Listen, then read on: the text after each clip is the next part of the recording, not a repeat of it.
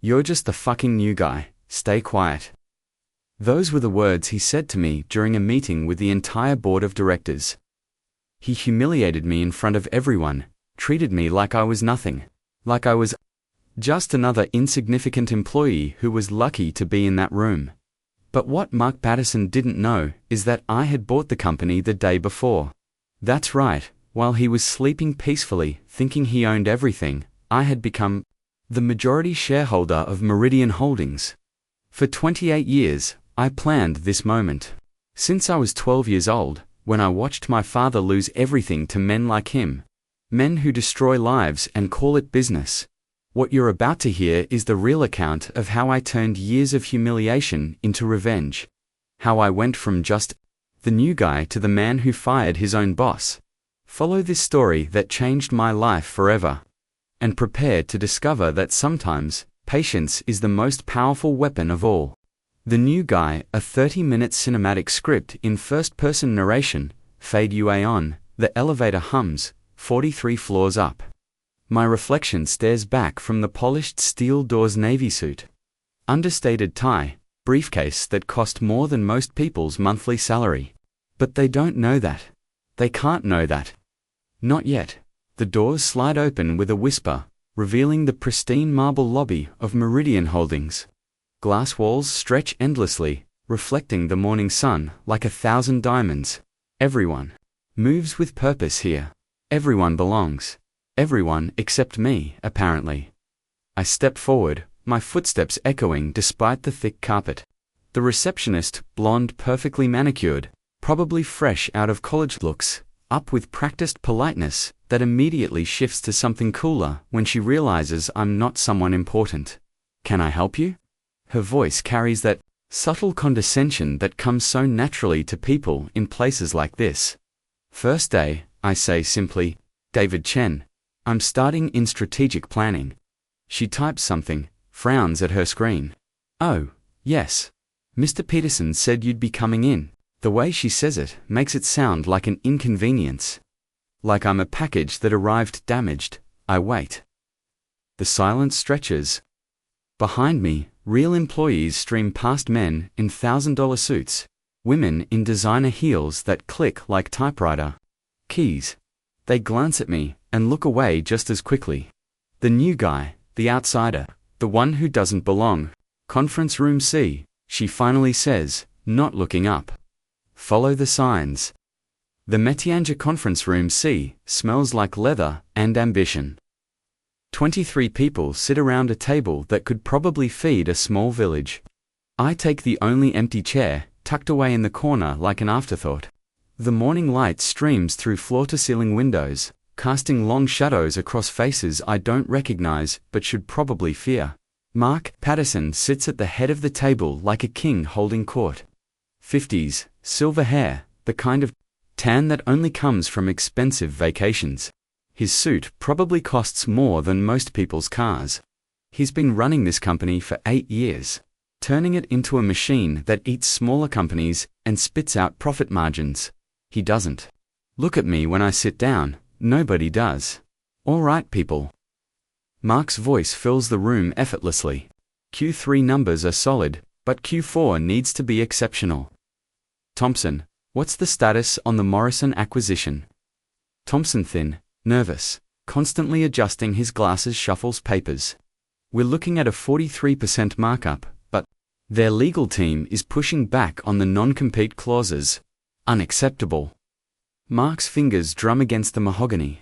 "Find leverage. There's always leverage." I watch faces around the table. Some nod eagerly. Others stare at their notepads, afraid to make eye contact. This is how fear operates in corporate America, quietly, efficiently, completely. Julia Martinez sits 3 seats down from me. Mid-30s, sharp brown eyes, the kind of confidence that suggests she's earned every dollar of her salary. She's been watching me since I walked in. Not with hostility like the others, but with curiosity. Like she's trying to solve a puzzle. "What about the Henderson project?" someone asks. "Dead in the water," Mark replies without hesitation. 37 million in losses. "Someone needs to take responsibility for that clusterfuck." More silence. More fear. Then he turns to me. The moment stretches like a held breath. 23 pairs of eyes suddenly find me fascinating. I feel my heartbeat in my throat, in my fingertips, behind my eyes. You. Mark's voice cuts through the air like a blade. New guy. What's your expert opinion on salvaging a $1 million mistake? I open my mouth to respond, but he continues before I can form words. Actually, don't answer that. His smile is all teeth, and no warmth. You're just a fucking new guy. Stay quiet, and maybe you'll learn something. Laughter ripples around the table. Not genuine amusement, the kind of nervous laughter that comes when someone powerful makes a joke at someone powerless's expense. The kind that says, better him than me. My hands rest on the table, perfectly still. I've learnt to control them over the years. In boardrooms in Shanghai, where billion-dollar deals hung on the edge of a handshake. In conference rooms in London, where one misplaced word could topple governments. In small offices in Detroit, where I watched my father's company die because men like Mark Patterson decided it wasn't worth saving. But my hands stay still. My face stays neutral. Inside, though, I'm burning. Mark moves on to other business budget allocations, personnel changes, the casual destruction of careers and dreams, delivered with the same tone most people use to order coffee. I listen to every word, memorize every face, catalog every slight dot.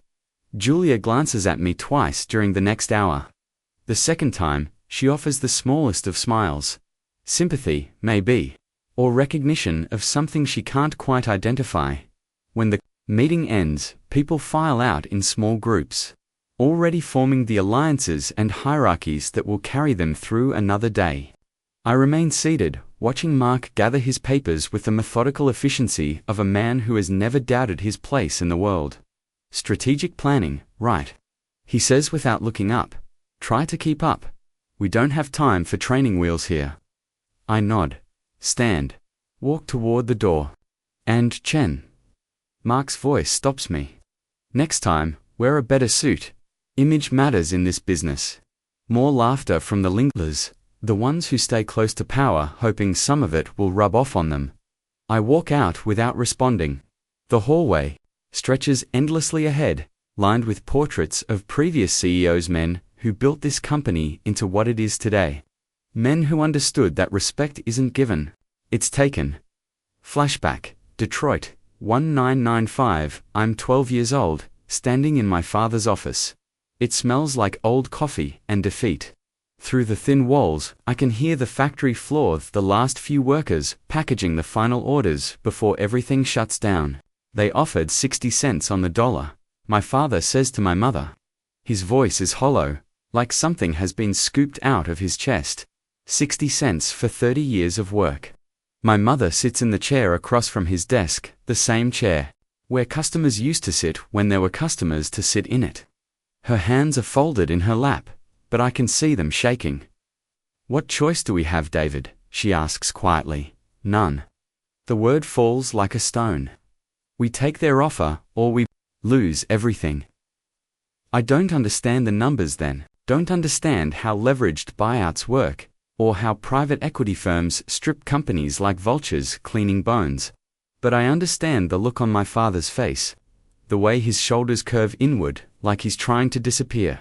2 weeks later, we watch from the parking lot as they put up the new signs. Patterson Industries has acquired Chen Manufacturing.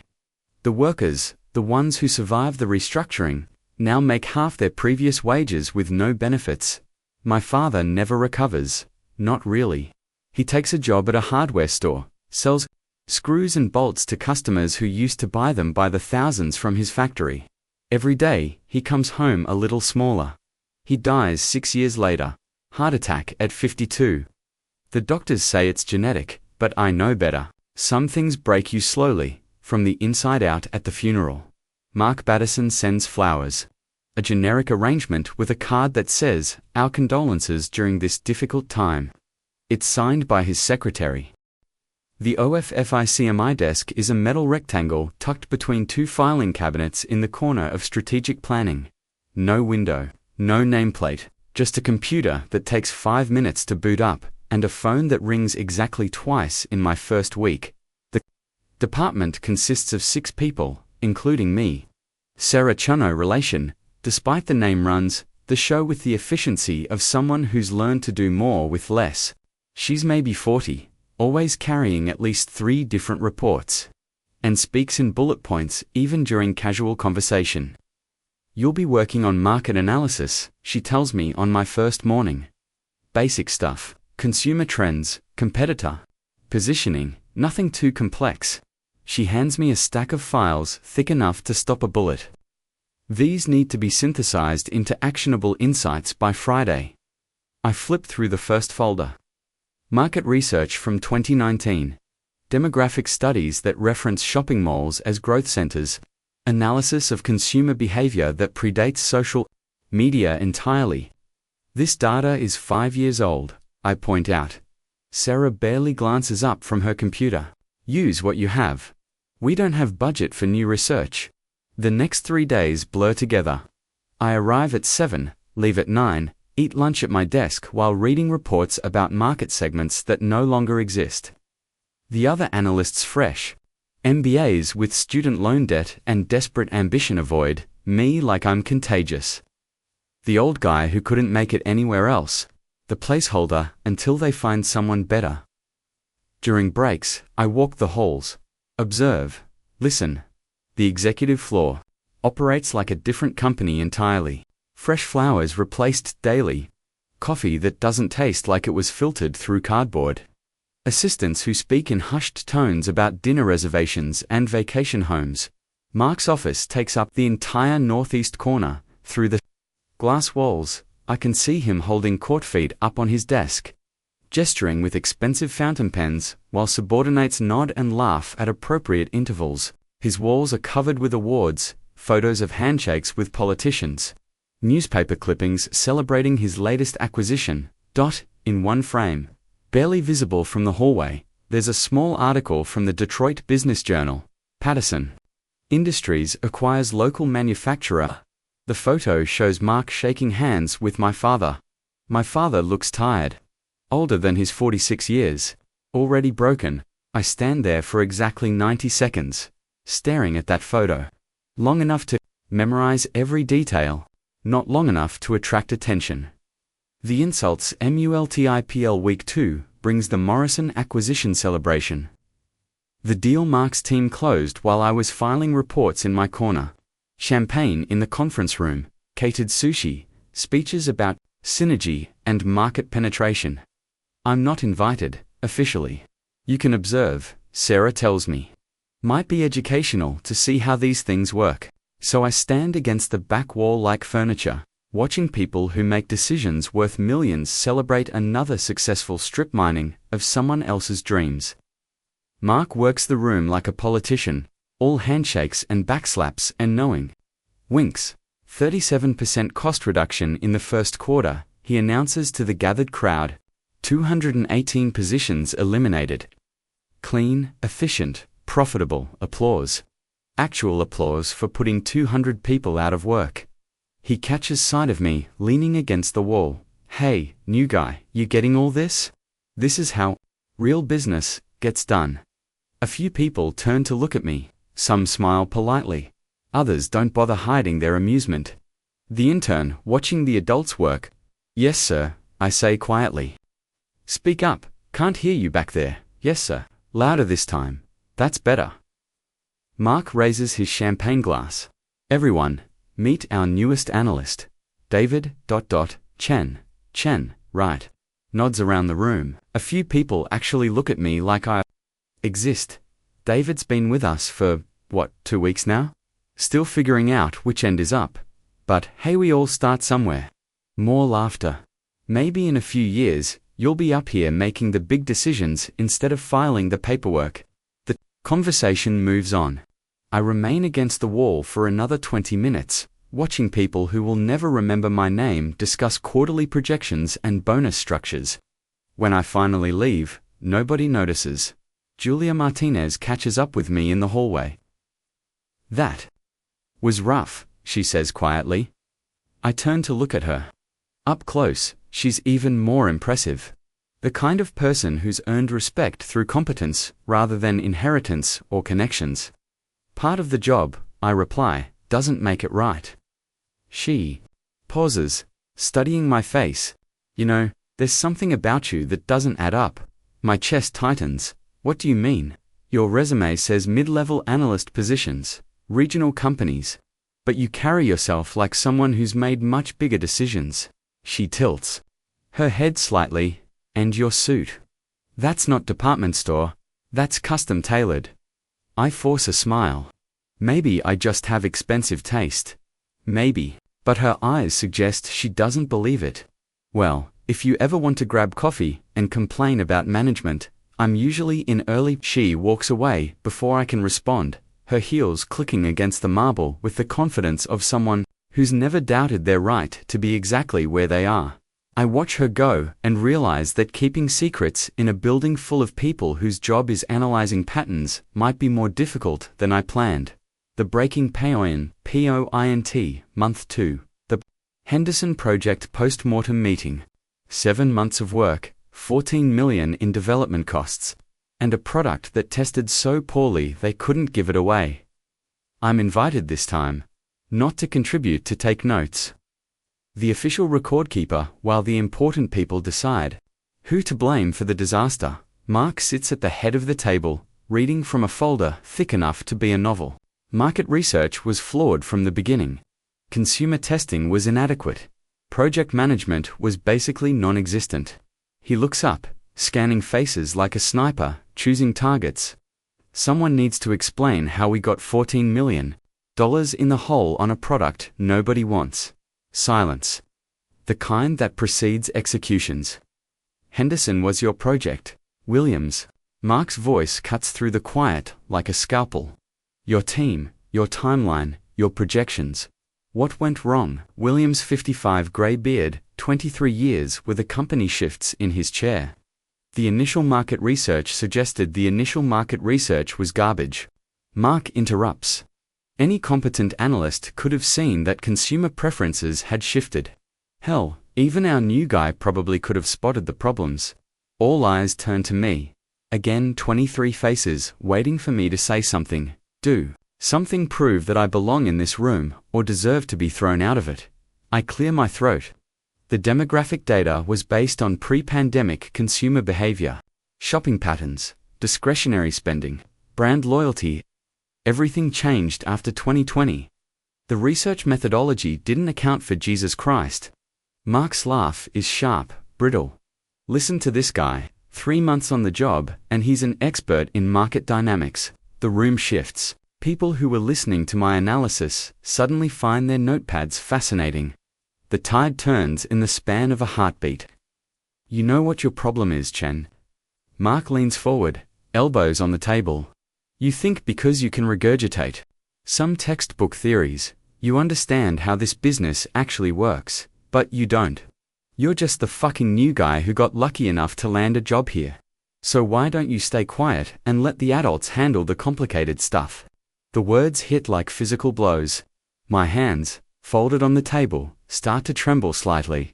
Not from fear, from rage. 20-8 years since my father signed those papers. 28 years of watching men like Mark Batterson destroy everything they touch and call it progress. 28 years of building myself into someone who could walk into rooms like this and make them pay attention. But not yet. Not today. I nod. Fold my hands tighter to stop the shaking. Yes, sir. Good. Mark turns back to Williams. Now, as I was saying, ... The meeting continues for another hour. Williams gets reassigned to special projects, corporate purgatory. 2 junior analysts get terminated. The Henderson project gets written off as a learning experience. I take notes, record every word, file it all away. When the meeting ends, people file out in their usual clusters. Julia lingers, pretending to organize her papers while the room empties. You were right, you know, she says quietly when we're alone. About the research methodology. I've been saying the same thing for months. Doesn't matter now. Maybe it. Dusky looks at me directly. That analysis you just gave, that wasn't the perspective of someone who's been here 3 months. That was the insight of someone who's been thinking about market dynamics for years. I don't respond. Who are you really, David Chen? The question hangs in the air between us. In another life, another situation, I might tell her, might explain, about Shell Holdings, about the portfolio that spans 3 continents, about the decision to buy controlling interest in Meridian Holdings not for profit, but for something much more personal. Instead, I gather my notes and stand up. Just the new guy, I say, remember. The ion, VSTH-TON. That night, I sit in my apartment, minimalist, temporary. The kind of place someone passes through rather than lives in, and open my laptop. The Shell Holdings acquisition documents are exactly where I left them, buried behind 3 layers of encryption and 2 shell companies. Meridian Holdings, purchased for $1.2 billion. 51% controlling interest, acquired through a complex series of transactions designed to avoid triggering SEC disclosure requirements. Completed 18 hours before I walked through their front door for my first day as a strategic planning analyst. I scroll through the financial documents, the legal filings, the corporate structure charts. On paper, it's clean, efficient, the kind of deal my lawyers specialize in, complex enough to avoid scrutiny, simple enough to execute quickly. But it's more than just a business transaction. Phone rings. Julia's name appears on the screen. I know it's late, she says, without preamble. But I've been thinking about our conversation. Which part? The part where you pretended to be someone you're not. A pause. I ran a background check. Professional curiosity. My chest tightens, and David Chen, age 44, MBA from Wharton. Previously employed by Morrison Strategic in Detroit, Blanchard Industries in Cleveland, and Peterson Associates in Chicago. She rattles off the resume like she's reading a grocery list. Solid, but unremarkable career trajectory. No red flags. No gaps in employment. No reason someone with that background should have the kind of insight you demonstrated today. I don't respond. But then I dug deeper. David Chen, who worked for Morrison Strategic. That company was acquired by Patterson Industries in 2018. Blanchard Industries, also acquired by Patterson Industries. Peterson Associates. Guess who bought them in 2020? My hands are steady now. Perfectly still. You've been following Mark Patterson for years, Julia continues. Every company you've worked for, he's eventually acquired. That's not a coincidence. That's planning. Maybe I'm just unlucky. Or maybe you're playing a much longer game than anyone realizes. Her voice is quiet now, thoughtful. The question is, what's the end game? I close the laptop. Walk to the window overlooking the city. 43 floors below, people go about their lives, unaware that somewhere above them, decisions are being made that will reshape their futures. Why does it matter to you? I ask, because I've been watching Mark destroy this company from the inside for 8 years. And because something tells me you might be the person who can stop him. The line goes quiet for a long moment. There's a board meeting next Friday, she says finally. Emergency session. Word is that Mark's planning something big. Probably another acquisition that'll put 3,000 more people out of work. I'll be taking notes, I assume. Maybe, or maybe you'll be doing something more important. She pauses. Good night, David, or whoever you really are. The line goes dead. I stand at the window for another hour, watching the city lights blur into patterns that look almost like answers. The final W, a calmed morning arrives, gray and cold. The kind of October weather that makes everyone walk faster and avoid eye contact.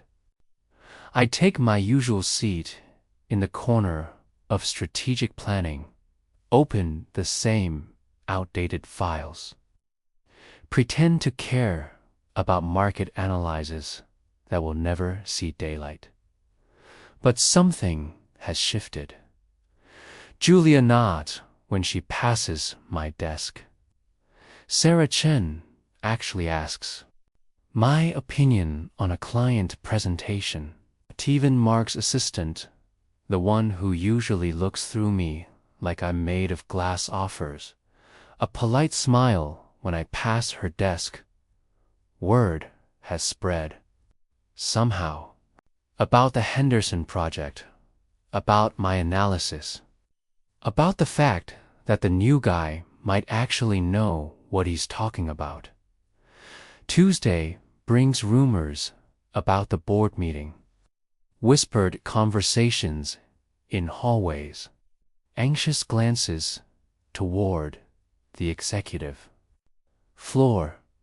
Something big is coming, but nobody knows exactly what. Patterson's been in meetings all week, Sarah mentions during our morning briefing. High-level stuff, legal, finance, strategic planning at the VP level. Any idea what it's about? Best guess. Another acquisition. He's been obsessed with that aerospace company in Denver. Hartwell Industries. Hartwell Industries. I know the name. Family, business, third generation, 2,000 employees.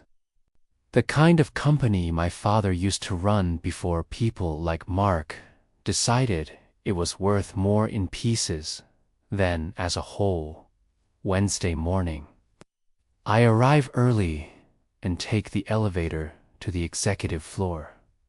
Not to snoop officially, just to deliver a report that could have been emailed, but makes for a convenient excuse to observe. Mark's office is buzzing with activity. Lawyers in expensive suits, financial advisors with tablets and projections, strategic consultants who charge more per hour than most people make in a month. Through the glass walls, I can see charts and graphs, acquisition timelines, org charts with red lines through half the positions. Julia finds me in the hallway, pretending to study a painting that probably costs more than most people's houses. Hartwell Industries, she says. quietly figured $3.7 billion acquisition, leveraged buyout.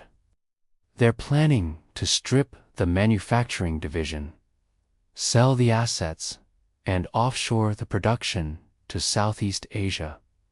How many jobs? Of them, 2,000 people unemployed by Christmas. I study the painting more carefully. It's abstract, all harsh angles and dark colors. The kind of art that says more about the buyer's wallet than their taste. The board meets Friday at 10. Julia continues. Mark's going to present the acquisition as a done deal. Rubber stamp approval. Fait accompli, Kane. If someone wanted to object, you'd need controlling interest in the company, okay? 51% of voting shares. She pauses, which nobody has except Mark and his inner circle. I nod, turn away from the painting. David. Julia's voice stops me. Whatever you're planning, be careful. Mark doesn't lose gracefully. Thursday passes in a blur of meaningless meetings and pointless reports. But underneath the routine, electricity builds, like the pressure before a thunderstorm. Even people who don't know what's coming can feel something approaching. I spend Thursday night in my apartment, reviewing documents I've memorized by heart, legal papers, financial statements, stock certificates that represent more than ownership. They represent justice. Finally, at 3 in the morning, I close the laptop and try to sleep. But my father's face keeps appearing in the darkness. The way he looked signing those papers. The way his shoulders curved inward like he was trying to disappear. 28 years. Tomorrow, he gets his answer. Asterisk. The aftermath. Mark leaves quietly. No dramatic exit, no threats or promises of revenge. Just a man in an expensive suit carrying a cardboard box, walking toward the elevator like he's sleepwalking through someone else's nightmare. The board members adapt with the speed of people who've survived multiple regime changes. Corporate politics 101. Serve whoever holds the power, regardless of how they acquired it. Within an hour, they're discussing my strategic initiatives like they'd been planning them for months. Julia finds me in Mark's former office, my office, now around 3 in the afternoon. I'm standing at the windows, looking down at the city where my father used to work before people like Mark decided his company was worth more dead than alive. 43 floors, I say, without turning around. You can see everything from up here, or at least you can see enough to convince yourself you understand it. How long have you been planning this? Since I was 12 years old, watching my father sign papers that destroyed everything he'd built. I turned to face her. Though the specific details have evolved over the years. She walks to the other window, looking out at the same view from a different angle. Shell Holdings. I should have figured it out sooner. The name was a dead giveaway.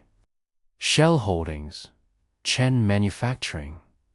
Sometimes the best hiding places are in plain sight. So what happens now? You've got your revenge. Mark's gone. The company's yours. I sit down behind the desk mahogany, leather, chair, the physical symbols of power that meant everything to Mark and feel surprisingly hollow to me. Now we try to run it better, more ethically, with some consideration for the people whose lives we impact. And if it doesn't work, if you can't be profitable while being moral, then at least I'll fail trying to build something instead of succeeding by tearing things down. Julia smiles for the first time since I've known her. I think I can work. With that philosophy, she turns to leave, then pauses at the door. By the way, your suit really is custom tailored. Savile Row. If I had to guess, Hong Kong, actually, but close. I knew there was something about you that didn't fit. She pauses, studying my face one more time. The question is, what are you going to do with all this power now that you have it? It's a good question. One I've been asking myself for 28 years. Asterisk. 6 months later, the morning sun streams through the same floor-to-ceiling windows, casting the same long shadows across the mahogany table. But everything else has changed. The conference room is fuller now. Not just the usual suspects, the board, members, and senior executives who attend because they have to, but people from throughout the company. Julia sits to my right, now Chief Operating Officer. Sarah Chen, promoted to Vice President of Strategic Planning, reviews quarterly reports that actually reflect reality instead of wishful thinking. And at the far end of the table, in the chair, where I used to sit and take notes while being humiliated, sits Marcus Johnson. 26 years old, MBA from a state school his parents couldn't really afford. Brilliant, analytical mind, hidden behind wire-rimmed glasses and a nervous tendency to adjust his tie when he speaks. The new guy. The Hartwell partnership is exceeding projections, Julia reports, clicking through slides that show growth instead of destruction. Their efficiency improvements are ahead of schedule, and we've actually expanded their workforce by 12%. Nods around the table, but different nods than before. Not the fearful agreement of people afraid to disagree, but the genuine approval of people who believe in what they're building. Marcus, I say, turning to the young analyst. You've been reviewing the Morrison integration. What's your assessment? He straightens in his chair, glances at his notes, then looks directly at me. 6 months ago, I would have been terrified to speak in a room like this. But Marcus has learned something I wish I'd understood when I was his age. Competence speaks louder than hierarchy. The integration is successful from a financial perspective, he says, clearly. Revenue is up 18% year-over-year. But I'm concerned about employee morale in the Detroit facility. Explain. They're still operating under the old management structure. Authoritarian decision-making, limited communication between departments, fear-based performance metrics. He pauses, gathering courage. If we want sustainable growth, we need to address the cultural issues, not just the financial ones. Perfect. Exactly the kind of insight that would have been dismissed or ignored 6 months ago. Training focused on collaborative leadership, regular employee feedback sessions, transparent communication about company direction and individual career paths. He's gaining confidence now, speaking faster. And honestly, some of the senior managers need to be replaced. They're toxic influences who undermine everything we're trying to build. Sarah Chen makes notes. Julia nods approvingly. Around the table, other executives listen with the attention of people who've learned that good ideas can come from anywhere. Good analysis, I say. Draft a comprehensive plan and have it on my desk by Friday. Include budget projections and timeline for implementation. Marcus smiles genuine pleasure at being taken seriously, at having his expertise valued instead of dismissed. The meeting continues for another hour.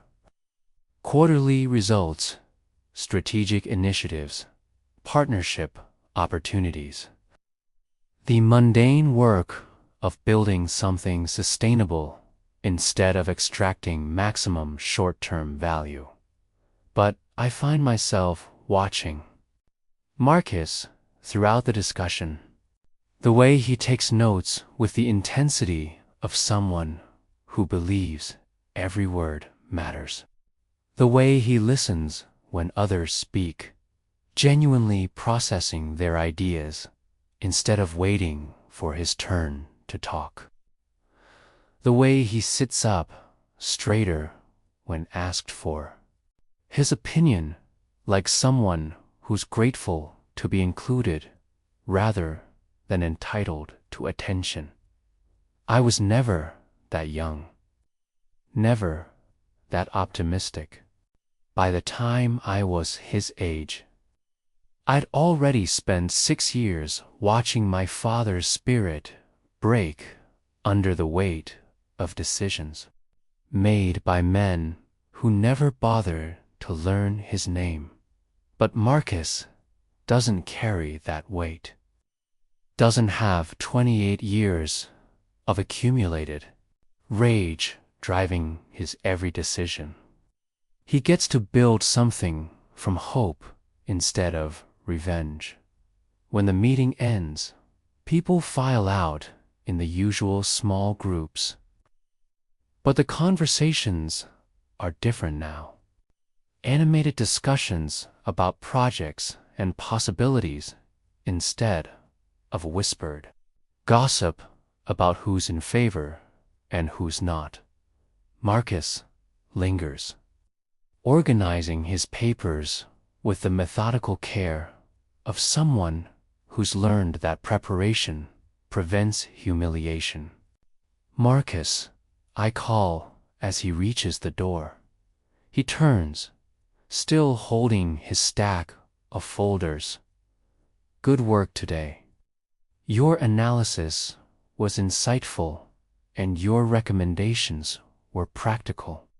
That's exactly the kind of thinking this company needs. His face lights up like I've just handed him $1 million. Thank you, sir. I really appreciate the opportunity to contribute. Don't thank me, Jew. You earned it. I pause, remembering another young man in another conference room, being told to stay quiet while adults handled the complicated stuff. And Marcus, in this company, your voice matters. Don't ever let anyone convince you otherwise. He nods, understanding, more than he probably realizes. After he leaves, I remain in the conference room alone. The afternoon sun has shifted, casting different shadows across the mahogany. But the portraits on the walls are the same previous CEOs who built this company into what it was before I changed what it could become. My phone buzzes. Text message from an unknown number. Saw the Wall Street Journal article about Meridian's turnaround. Impressive work, MP. Mark Patterson.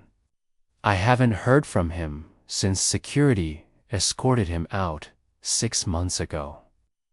According to my sources, he's been consulting for private equity firms in London, teaching other people how to strip companies for parts. Old habits die hard. I delete the message without responding. Outside the windows, the city continues its eternal dance of ambition and survival. Somewhere down there, in offices and factories and small family businesses, people are making decisions that will ripple forward for decades. Some of those decisions will build things. Others will tear them down. The difference, I've learned, isn't always in the outcome. Sometimes it's in the intention. Sometimes it's in whether you're trying to create something meaningful or just maximize quarterly returns.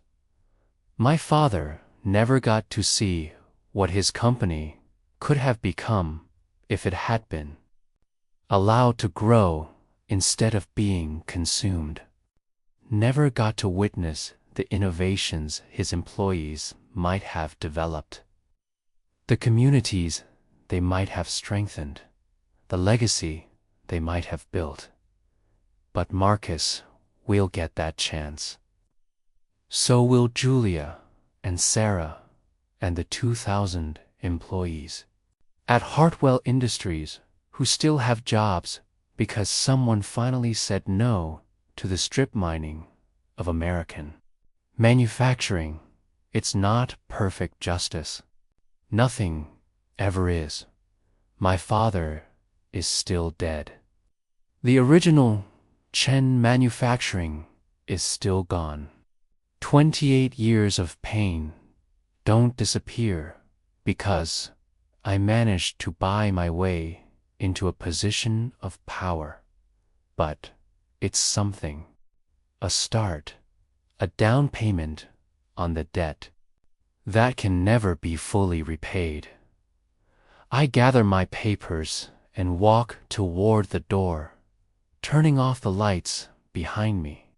Tomorrow will bring new challenges, new decisions, new opportunities to choose building over destroying. For the first time in 28 years, I'm looking forward to tomorrow. As I reach the elevator, my reflection stares back from the polished steel doors.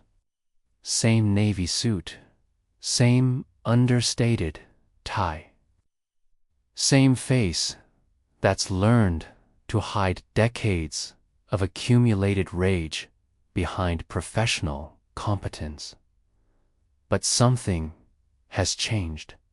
The weight I've carried since I was 12 years old, the weight of watching my father's shoulders curve inward, like he was trying to disappear, feels lighter somehow. Not gone, never gone, but manageable. The elevator doors open. I step inside and press the button for the ground floor, 40-3 floors down. I'm no longer the fucking new guy. I'm exactly who I was always meant to be.